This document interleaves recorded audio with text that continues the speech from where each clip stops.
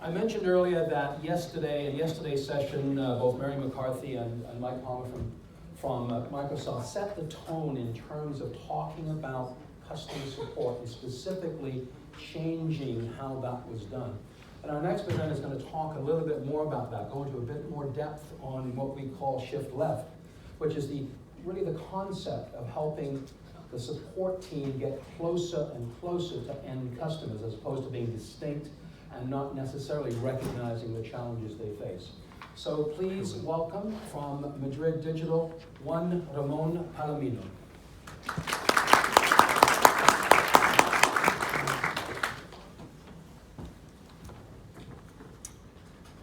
Well, good morning. Thank you for the introduction. My name is Juan Ramón Palomino, and I am the multi-channel user support director at Madrid Digital. First of all, I would like to thank Centric for inviting me, and as I want to respect my time slot, I'm going to the point. Well, in the next 20 minutes, I'm going to talk about Madrid Digital business, which is my company.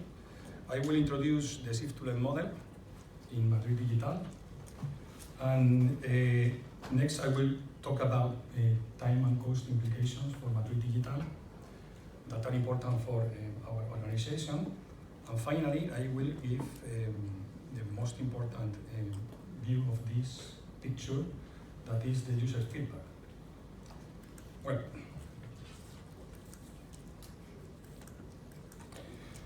Madrid Digital is a public company which offers IT services to Comunidad de Madrid regional government. Comunidad de Madrid is the central region of Spain, and it represents about 20% of the total GDP for Spain, and it's the region with the highest GDP ratio per capita in Spain. This region it has a population of about 6.6 million of citizens, and these citizens have public services such as health, social care, education, justice, and so on. And these services are provided by a regional government or an administration that is directed by a regional government, which is now currently divided in 13 departments or consejerías. Well, so our users are the public employees, not the citizens itself, but these public employees offer public services to these citizens. Well, we have more than 165,000 users that use our services each day, and we support more than 80,000 computers, 45,000 printing devices and scanning devices. We have more than 87,000 fixed and mobile telephone lines, and we offer more than 1,200 information systems or applications that our public employees use daily. Well, we have a support base that covers a territory where we have more than 3,500 buildings or remote sites, in which we have more than 9,000 networking devices such as switches and Wi-Fi access points. Well, in this QR code you can find further information about the public government. Well, what is shift-to-left? Have you, in the audience, have you heard about a shift-to-left model? Anybody is familiar with this? Well, I have not invented it, I promise. For me, it was also a surprise when I first heard of it, but you are currently involved in this model in your companies, I am sure. Well, here we have a picture of a traditional organization of support in 4 layers, And we have the first, second, and third layers of support that are traditional. And what we have done in the last 5 years, more or less, was to set additional layers of support, or just to identify that we were doing actions that were aligned to these layers of support. The layer O copes with self-service capabilities for the user, and we have developed or implanted web and mobile user access for support, and we have extended our IVR capabilities for the user support, for not being necessary to go to the layer 1. Well, then we have a layer -1, which copes with service monitoring and proactive actions. Here, we deal with a top-down approach of monitoring based on user experience first, and then we have extended it to critical infrastructures, and we have developed auto-healing mechanisms to restore services. Well, finally, we have a layer -2 that is regarding that service application design and engineering, and here we go with software development, software quality, and workplace patching and security. Well, then we have to establish action plans and set priorities to be able to migrate the solution of tickets from higher levels of support to lower layers of support, or going to the left. Okay, going to the left, that is go closer to the user. Well, so when we first started our journey, we established a starting point, and this was the picture.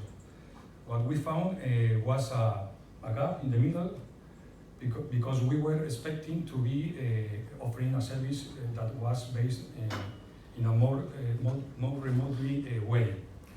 Well, we found out that we were doing remote actions, but we were not informing them in our ticketing system, or that our technicians or our technical departments have to be rearranged in slight different ways.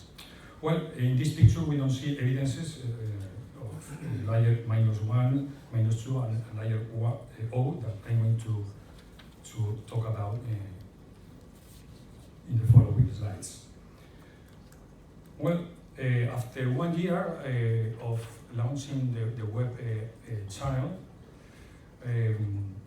we found out that we were able to achieve an average of 9% of web channel usage, which was pretty good. And despite we had more than 400 indicators, in this journey we were able to find new indicators like this regarding here. ITA is an interesting one to be aware of how our organization resolves tickets.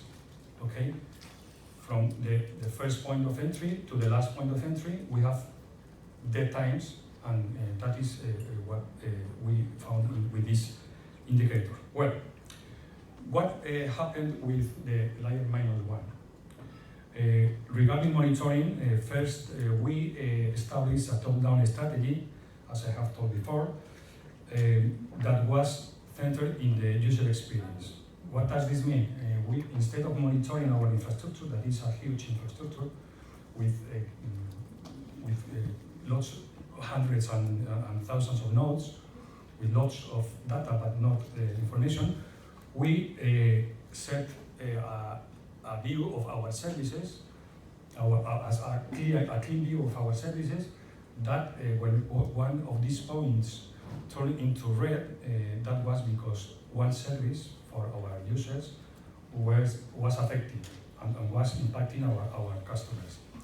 Well, the second stage in this point, on this level, was to extend our monitoring to critical infrastructures just to complement this view and to faster our resolution times, to be able to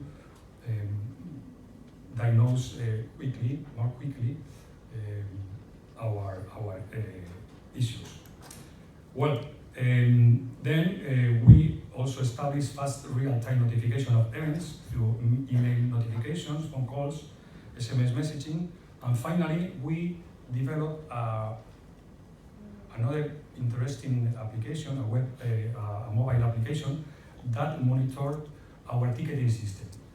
Our first stages of monitoring were related to services and infrastructures, and this tool was focused on the ticketing, and here we were able to monitor the most critical tickets.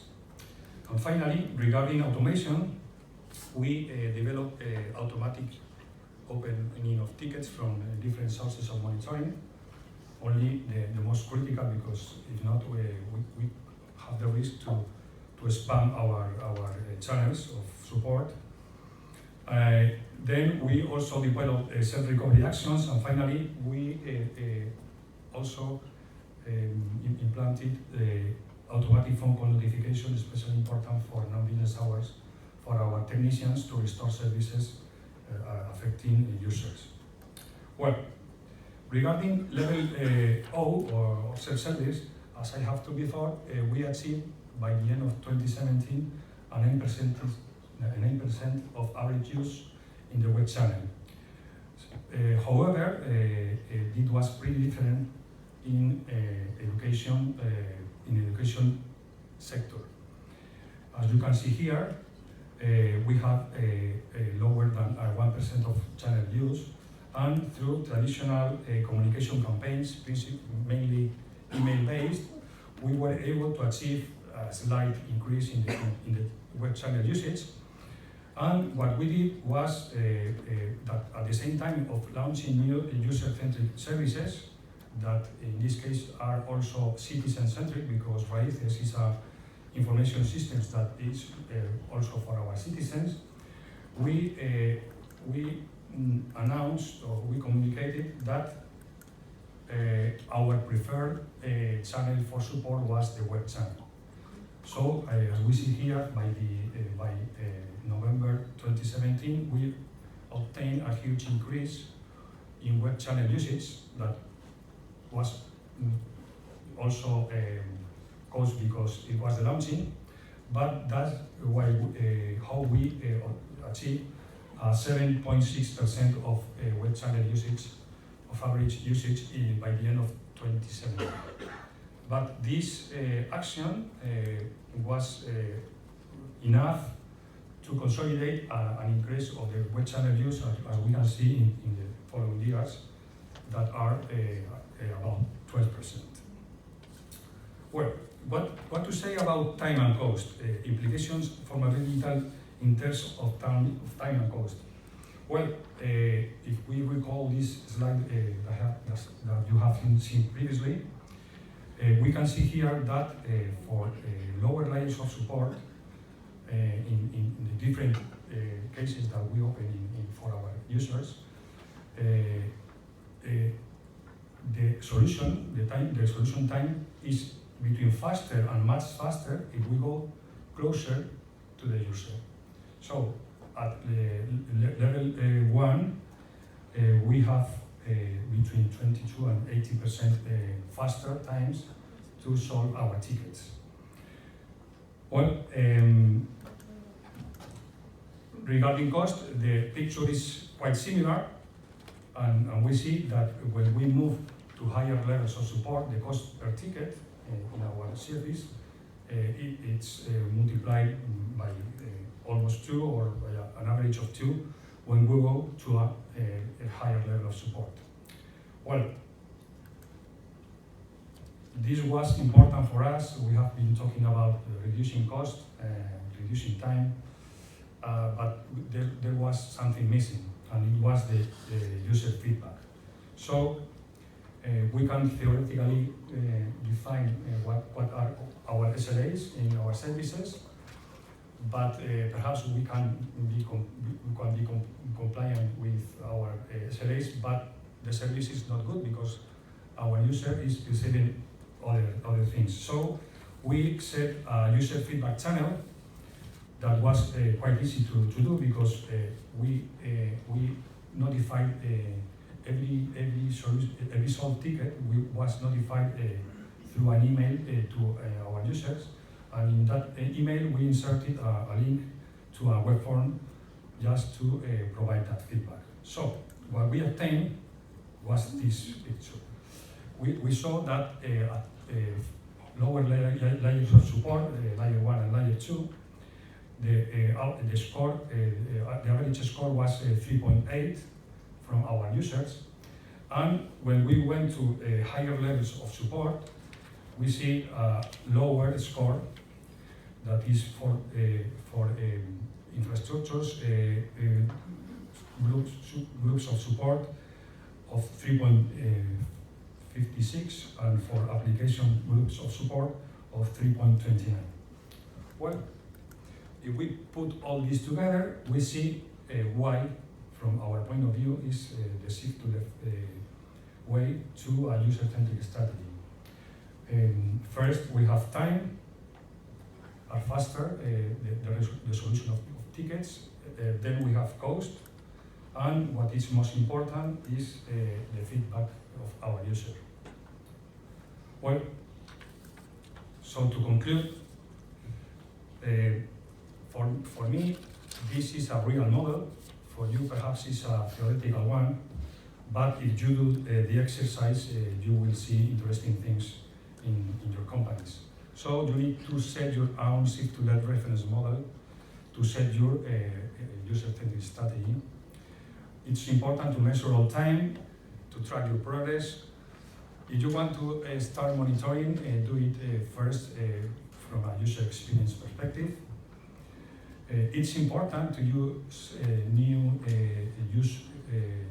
user-centric services to increase the adoption of new support channels. It is crucial to set a user feedback channel and increase it and analyze it in a continuous loop.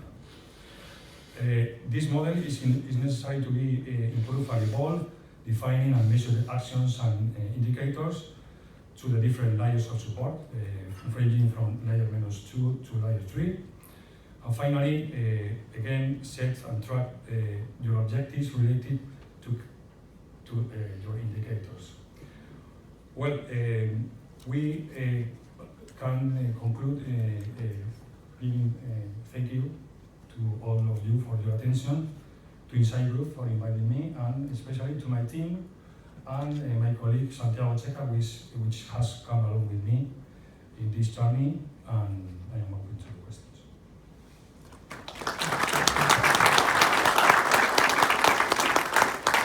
Well, you mentioned feedback. What did you hear? What were the words, or what were the verbatims comments that your users mentioned? Because clearly you've made a lot of changes. It'd be interesting just to hear some of the things that sort of brought that to life.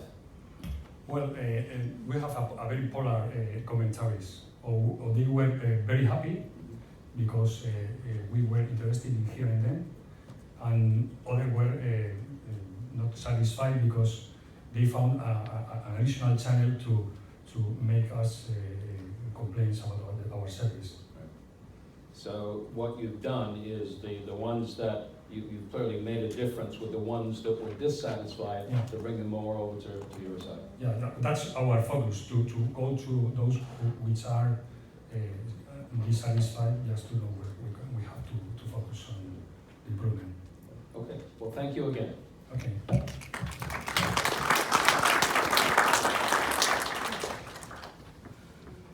So our next